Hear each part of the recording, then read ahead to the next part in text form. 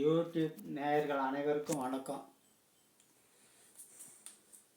என்னுடைய வீடியோலாம் பார்த்துருப்பீங்க. இப்போ நான் போடுற வீடியோ உங்களுக்காக, உங்கள் கவனத்திற்காக, நீங்கள் கவனமாக இருக்கணுங்கிறதுக்காக. எனக்கு உடல்நிலை சரியில்லை, கை நடுக்கம், எந்த பொருள் எடுத்தாலும் ஆட்டம் கொடுக்கும், மேலே கீழே ஊற்றிக்கலாம், தண்ணி குடிக்க முடியாது. இப்படி ஒரு சூழ்நிலை இருக்கும்போது டாக்டர்கிட்ட போனேன்.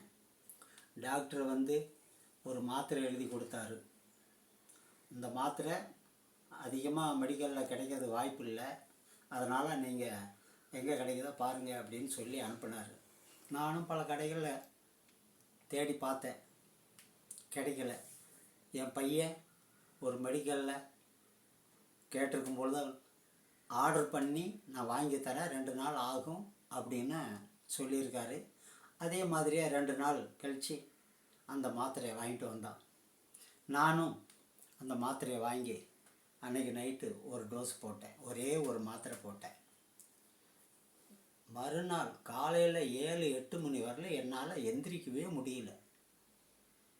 தலைவலி, கண் அப்படியே மூடுது, திறக்கவே முடியல, உடம்பு ஆடுது, எந்திரிக்க முடியல, என்ன பண்ணுறதுனே தெரியல, தலை சுத்தல், மயக்கம், பேச முடியல, வாயெல்லாம் உளர ஆரம்பிச்சிடுச்சு. எங்கள் வீட்டில் இருக்கிறவங்களாம் ஆள ஆரம்பிச்சிட்டாங்க. அதனுடைய பவர் என்னன்னே தெரியல. அன்னைக்கு ஃபுல்லாக எங்கேயுமே போகாமல் படுத்த படுக்கையாக கிடந்தேன். மறுநாளும் அதே மாதிரி ஹாஸ்பிட்டலுக்கு போகலான்னாலும் என்னால் எந்திரிக்க முடியல. மூணாவது நாள் கொஞ்சம் ஒரு மாதிரியாக இருந்தது. அந்த மாத்திரையும் மருந்து சீட்டையும் எடுத்துக்கிட்டு டாக்டர்கிட்ட போனேன். டாக்டர் இதை பார்த்துட்டு ஷாக் ஆகிட்டார், அதிர்ச்சி ஆகிட்டார். இப்படி உயிரோடு இருக்கிறியா நீ, சந்தேகமாக இருக்குப்பா, என்னப்பா என்னாச்சு அப்படின்னு. எனக்கு ஒன்றுமே புரியல. அவர் சொல்கிறாரு, இந்த மாத்திரையை பார்த்துட்டு, அப்பா இதை நல்லா பாருங்க, அவர் 25 mg மாத்திரை தான் எழுதியிருக்காரு. இந்த மாத்திரையை பாருங்க,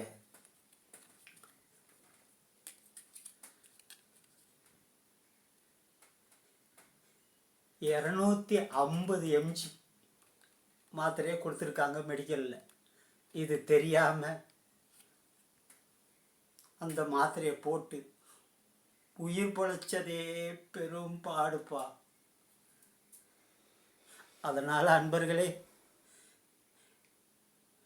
நீங்கள் உடல்நிலை சரியில்லைன்ட்டு ஹாஸ்பிட்டலுக்கு போவீங்க, டாக்டரை பார்ப்பீங்க, அவங்க எழுதி கொடுக்குற மாத்திரையை வாங்கிட்டு மெடிக்கலில் வாங்க போவீங்க. அதை மாத்திரை கொடுக்கும் பொழுது சரியாக இருக்கான்னு பார்த்துக்குங்க. பல குழப்பங்கள் உண்டு. இதனால் பல பேருக்கு பலவித நோய்கள் ஏற்பட்டிருக்கு, பக்கவாதம் ஏற்பட்டிருக்கு, ஏன் உயிருக்கு கூட ஆபத்து ஏற்பட்டிருக்கலாம்.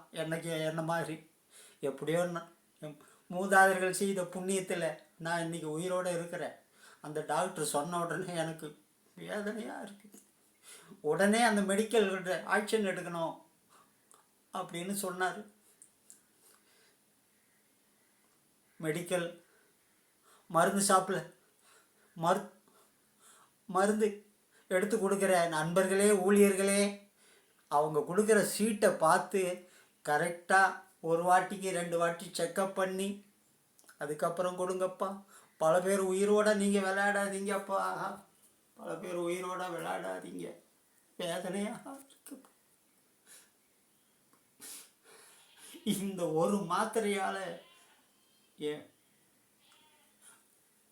எப்படி சொல்கிறதுனே தெரியல, மறுபிறப்பு வந்திருக்கிறேன்.